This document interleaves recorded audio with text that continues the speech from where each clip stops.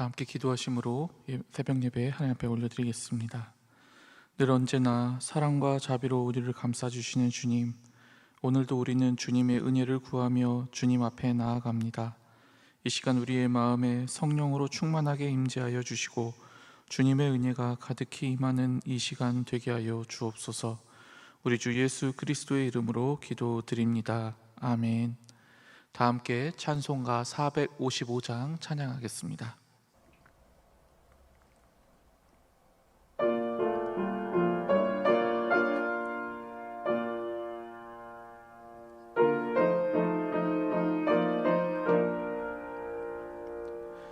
주님의 마음을 본받는 자, 그 마음의 평강이 찾아옴은 험악한 세상을 이길 힘이 하늘로부터 임함이로다. 주님의 마음 본받아 살면서 그 거룩하심 나도 이루리. 주 모습 내 눈에 안 보이며 그 음성 내 귀에 안 들려도 내 영혼 날마다 주를 만나 신령한 말씀 늘 배우도다. 주님의 마음 본받아 살면서 그 거룩하심 나도 이루리. 가는 길 거칠고 험하여도 내 맘에 불평이 없어짐은 십자가 고난을 이겨내신 주님의 마음 본받음이라. 주님의 마음 본받아 살면서 그 거룩하심 나도 이루리. 주 예수 세상에 다시 오실 그날엔 무성도 변화하여 주님의 빛나는 그 형상을 다 함께 보며 주 찬양하리. 주님의 마음 본받아 살면서 그 거룩하심 나도 이루리. 오늘 우리에게 주신 하나님의 말씀은 데살로니가전서 4장 1절에서 12절까지의 말씀입니다. 생명의 삶은 134페이지입니다. 오늘 말씀을 제가 봉독하도록 하겠습니다. 그러므로 형제들아, 우리가 끝으로 주 예수 안에서 너희에게 구하고 권면하노니 너희가 마땅히 어떻게 행하며 하나님을 기쁘시게 할 수 있는지를 우리에게 배웠으니 곧 너희가 행하는 바라 더욱 많이 힘쓰라. 우리가 주 예수로 말미암아 너희에게 무슨 명령으로 준 것을 너희가 아느니라. 하나님의 뜻은 이것이니 너희의 거룩함이라. 곧 음란을 버리고 각각 거룩함과 존귀함으로 자기의 아내 대할 줄을 알고 하나님을 모르는 이방인과 같이 세욕을 따르지 말고 이 일에 분수를 넘어서 형제를 해하지 말라. 이는 우리가 너희에게 미리 말하고 증언한 것과 같이 이 모든 일에 주께서 신원하여 주심이라. 하나님이 우리를 부르심은 부정하게 하심이 아니요 거룩하게 하심이니 그러므로 저버리는 자는 사람을 저버림이 아니요 너희에게 그의 성령을 주신 하나님을 저버림이니라. 형제 사랑에 관하여는 너희에게 쓸 것이 없음은 너희들 자신이 하나님의 가르치심을 받아 서로 사랑함이라. 너희가 온 마게도냐 모든 형제에 대하여 과연 이것을 행하도다. 형제들아 권하노니 더욱 그렇게 행하고 또 너희에게 명한 것 같이 조용히 자기 일을 하고 너희 손으로 일하기를 힘쓰라. 이는 외인에 대하여 단정히 행하고 또한 아무 궁핍함이 없게 하려 함이라. 이 말씀은 살아계신 하나님의 말씀입니다. 아멘. 바울이 기록한 서신서들은 한 가지 공통된 특징이 있습니다. 그것은 서신서 전체를 두 개로 크게 나눌 수 있다는 점인데요. 마치 우리가 학생 시절에 이론을 먼저 배우고 나서 그 다음에 그 이론과 관련된 실전 문제들을 푸는 것과 비슷하다고 할 수 있습니다. 그래서 바울 서신들은 보통 절반을 나누어서 앞부분에는 우리가 어떻게 살아야 하는지에 대한 이론을 말하고 그 다음에 그것을 실제로 구체적으로 어떻게 행동해야 되는지 그러한 부분들을 말해줄 때가 있습니다. 그런 면에서 볼 때 오늘부터 시작되는 데살로니가전서 4장 이후의 내용들은 바로 이 후반부인 실전에 관련된 부분이라고 말할 수 있습니다. 그래서 오늘 본문부터는 상당히 구체적인 삶 속에서의 실천 사항들이 여러 가지 등장합니다. 바울이 오늘 본문을 통해 구체적으로 강조하는 실천 사항은 크게 세 가지인데요. 첫 번째는 거룩입니다. 바울은 거룩함을 강조하면서 특별히 우리가 음란을 주의해야 한다라고 말합니다. 오늘 본문 3절 말씀을 제가 읽어드리겠습니다. 하나님의 뜻은 이것이니 너희의 거룩함이라 곧 음란을 버리고. 아멘. 여기서 음란으로 표현된 헬라어 포르네이아는 기본적으로 매춘부와 관계를 맺는 것을 말하는 용어입니다. 하지만 동시에 이 단어는 모든 형태의 불법적인 성관계를 내포하고 있습니다. 이것을 이해하기 위해서는 당시 상황과 문화를 조금 파악해야 하는데요.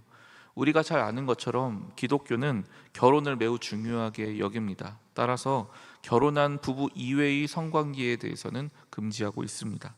그런데 이러한 사상은 당시 사회에서는 매우 이상하게 여겨졌습니다.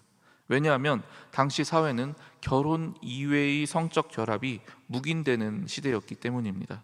그리고 심지어 어떤 종류의 성적 결합은 장려되기까지도 했습니다. 기본적으로 당시의 남성은 지적 교제를 나눌 수 있는 여성을 따로 소유할 수 있었고요. 또한 노예 제도가 있었기 때문에 쉽게 첩을 만들 수도 있었습니다. 그리고 매춘부를 얼마든지 또 만나서 욕망을 풀 수도 있었습니다. 지금 앞서 말씀드린 이 모든 것들을 포르네이아라고 말할 수 있는데요. 그 어떤 모임에서도 이러한 포르네이아를 하면 안 된다라는 단체는 당시에 없었습니다.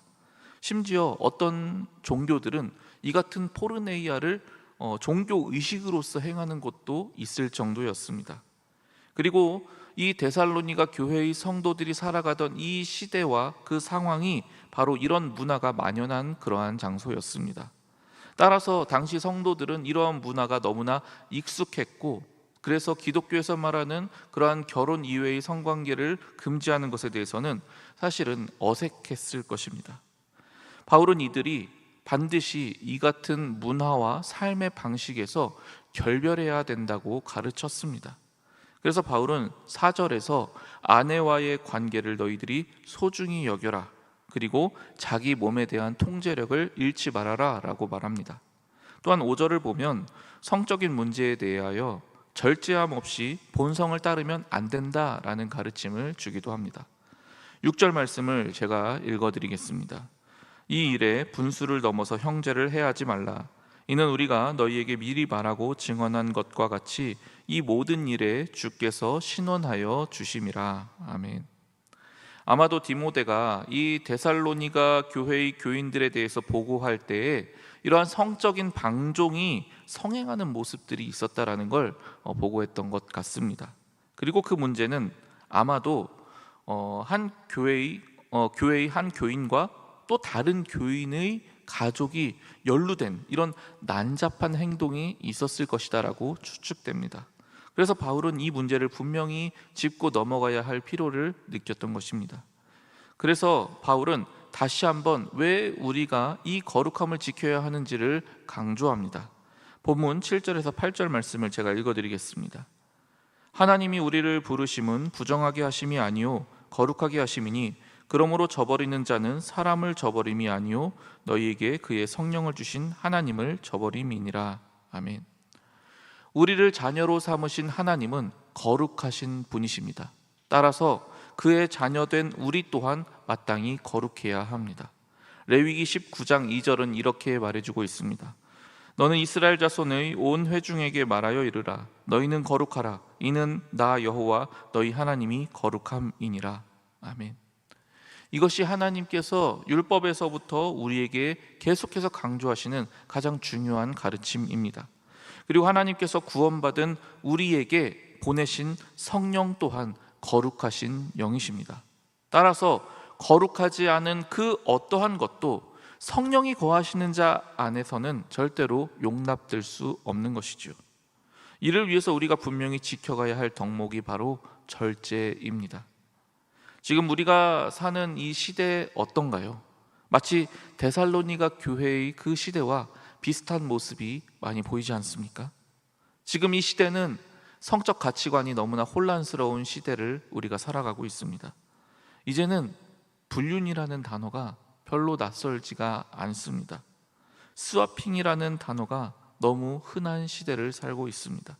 그래서 온전한 가정들이 그렇게 많지도 않은데 이러한 여러 가지 문제들로 인해 깨져가는 모습을 우리는 너무나 자주 접하고 있습니다.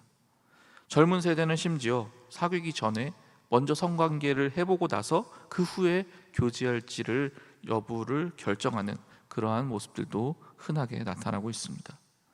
이와 같은 시대를 살아가다 보면 그리스도인들 역시 이러한 시대적 문화에 큰 영향을 받을 위험이 높습니다.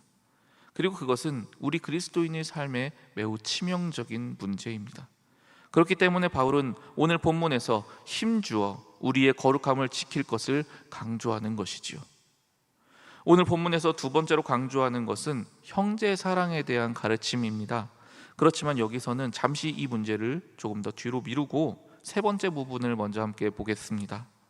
세 번째로 바울이 강조하는 것은 조용한 삶, 그리고 직접 일하면서 살라라는 가르침입니다.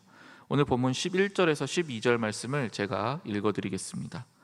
너에게 명한 것 같이 조용히 자기 일을 하고 너희 손으로 일하기를 힘쓰라. 이는 외인에 대하여 단정히 행하고 또한 아무 궁핍함이 없게 하려 함이라. 아멘. 사실 이 부분은 오늘 본문의 이 뒷부분하고도 계속 연결되어서 나타나는 문제인데요. 당시 데살로니가 교회에는 한 가지 문제점이 있었습니다. 그것은 바로 교인들 중에서 일부가 이 종말론에 대한 부분을 좀 독특하게 생각하였고, 그리고 그것 때문에 지나치게 동요하고 있었다라는 점입니다. 그래서 그들은 일상이 매우 불안했습니다. 문제는 그러다 보니 그들이 일상 속에서 살아가야 될 그 삶의 영역에서도 소홀해졌다라는 사실입니다. 과거 우리나라에서도 비슷한 일이 있었습니다. 당시 이단에서 여러 가지 종말론 이야기를 했었죠. 그러자 많은 사람들이 그 이야기에 미혹되어 버렸습니다. 그렇게 미혹된 사람들은요, 그들의 일상생활을 손에서 놓아버렸습니다. 왜냐하면 어차피 이제 곧 멸망할 세상이니까요. 그러다 보니까 여러 사람들이 그때 직장들을 다 내팽개쳐 버렸고요, 심지어는 가정까지도 내팽개쳐 버린 채 이러한 이단 모임에 들어가서 은둔해 버리는 그러한 사회적 큰 문제가 발생했었지요. 마치 이와 같은 현상이 데살로니가 교회의 일부 성도들 가운데에서도 나타났던 것입니다. 문제는 이 소수의 구성원들이 이처럼 자기 일에 전념하지 않게 되니까요, 결국 다른 교회의 구성원들이 그들에 대한 재정적인 부담까지 함께 껴안게 된 것입니다. 이런 식으로 행한 이들은 동료 그리스도인들에게도 짐스러운 존재가 되었지만 비그리스도인들에게도 나쁜 평을 받게 됩니다. 그리고 그것은 결과적으로 기독교 전체에까지 영향을 미치게 됩니다. 게다가 이들은 심지어 꼭 해야 할 일은 하지 않을 뿐더러 주제넘게 다른 사람의 일에 참견하는 일에는 또 열심을 내기도 했습니다. 이것은 세상의 빛과 소금이 되라 하신 주님의 말씀과는 전혀 맞지 않는 삶의 모습이었습니다. 교인들이 그저 입으로만 복음을 전할 뿐 그들의 삶이 성실하지 않다면 그것은 결코 선한 영향력과 결실을 맺을 수 없는 것이죠. 이제 앞서 우리가 잠시 미뤄두었던 두 번째 가르침인 형제 사랑을 또한 살펴보려고 합니다. 이에 대해서, 이 형제 사랑에 대해서는 우리가 앞서 다룬 여러 말씀들에서 우리가 살펴보았듯이 그들은 이미 훌륭히 이 형제 사랑을 실천하는 모습을 보이고 있었습니다. 그리고 그 모습이 얼마나 아름다웠던지요. 바울은 이 부분에 대해서는 이제 내가 너희들한테 더 가르칠 게 없다라는 식으로까지 표현을 합니다. 하지만 그러면서도 바울은 더욱더 너희들이 이 형제 사랑에 계속해서 힘쓰라 라고 가르칩니다. 이 형제 사랑의 가르침이 첫 번째와 세 번째 가르침 이 사이에 있었다라는 점을 한번 생각해 볼 필요가 있습니다. 거룩함을 이야기할 때 실제 이 데살로니가 교회 내에 이 같은 성적 문제로 타 교인의 가정에까지 피해를 주는 사례가 있었다라고 언급을 했죠. 그리고 아까 세 번째 가르침에서는 종말론에 빠진 이들이 일상을 놓아버린 채 일을 하지 않고 게으르게 지냄으로써 주변 동료 그리스도인들에게까지 힘들게 한 그러한 상황들을 말씀드렸습니다. 만약 그들이 정말로 진실한 의미에서 형제 사랑을 한다면 이처럼 형제들에게 폐를 끼치는 행동을 해서는 안 될 것입니다. 그들은 이미 훌륭하게 형제 사랑을 실천하고는 있었지만 이런 부분에서 그들은 더욱더 노력할 필요가 있었던 것입니다. 사랑하는 성도 여러분, 오늘 바울이 가르쳐준 이 세 가지의 가르침은 우리가 오늘날 이 현실 가운데서 어떤 모습으로 살아가야 할지를 잘 보여주고 있습니다. 우리의 거룩함을 훼손할 만한 유혹이 많은 이 시대에서도 우리는 그 모든 것들에 휩쓸리지 않는 삶의 태도가 반드시 필요합니다. 또한 우리도 이 잘못된 가르침에 빠질 수 있는 위험이 있음을 깨닫고 그런 것들을 마땅히 경계해야 합니다. 무엇보다도 우리 주변의 동료들에게 폐를 끼치지 않고 또 그렇게 살아감으로써 복음이 이 땅에 전파되는데 걸림돌이 되지 않도록 살아가는 것이 너무나 중요합니다. 지금 우리가 이런 모습이 없을 수도 있습니다. 그러나 중요한 것은 결코 자만하지 않고 이러한 사회를 우리가 분명히 깨닫고 그러한 삶을 경계하면서 살아가는 것 역시 너무나 중요합니다. 우리가 이미 보고 듣고 배운 것들을 이제는 온전히 우리의 삶으로 실천해 나아갈 때입니다. 비록 그 길이 쉽지는 않겠지만 이것이야말로 우리에게 주어진 생명의 길임을 기억하며 오늘도 그 길을 걷는 저와 여러분이 될 수 있기를 간절히 소망합니다. 함께 기도하겠습니다. 우리에게 생명의 길을 보이신 주님, 주님의 진리의 말씀을 우리가 온전히 따라가길 원합니다. 비록 그 걸음이 힘들고 어려울지라도 우리 안에 계신 성령님을 의지하며 온전히 따라가게 도와주시옵소서.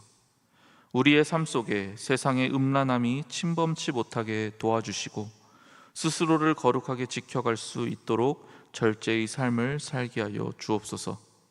잘못된 가르침을 경계하고 내 몫의 일을 잘 감당하는 삶으로 다른 이들에게 불편을 끼치지 않는 온전한 삶을 살게 도와주시옵소서. 그리하여 주님께서 기뻐하시는 거룩한 자녀로 이 세상을 이기며 살게 하여 주시옵소서. 지금도 우리 성도들을 위해 사랑으로 기도하시는 고훈 원로 목사님을 기억하시사 늘 강건함과 성령의 충만함으로 함께하여 주시옵소서. 또한 허요한 담임 목사님이 안산제일교회를 말씀으로 든든히 세워가시며 이웃의 아픔과 도시의 필요에 민감히 반응하시도록 주님의 성령께서 인도하여 주시옵소서. 또한 마음을 담아 주께 드리는 예물들을 기쁘게 받아주시고 크신 은혜로 함께하여 주시옵소서. 오늘도 우리의 삶에 임하셔서 우리와 함께 동행하여 주시는 우리 주 예수 그리스도의 이름으로 기도드립니다. 아멘. 하늘에 계신 우리 아버지, 아버지의 이름을 거룩하게 하시며 아버지의 나라가 오게 하시며 아버지의 뜻이 하늘에서와 같이 땅에서도 이루어지게 하소서. 오늘 우리에게 일용할 양식을 주시고 우리가 우리에게 잘못한 사람을 용서하여 준 것 같이 우리 죄를 용서하여 주시고 우리를 시험에 빠지지 않게 하시고 악에서 구하소서. 나라와 권능과 영광이 영원히 아버지의 것입니다. 아멘. 이 시간 기도하실 때 나라와 민족, 교회를 위해 그리고 오늘 말씀을 놓고 계속해서 기도의 자리로 나아가겠습니다.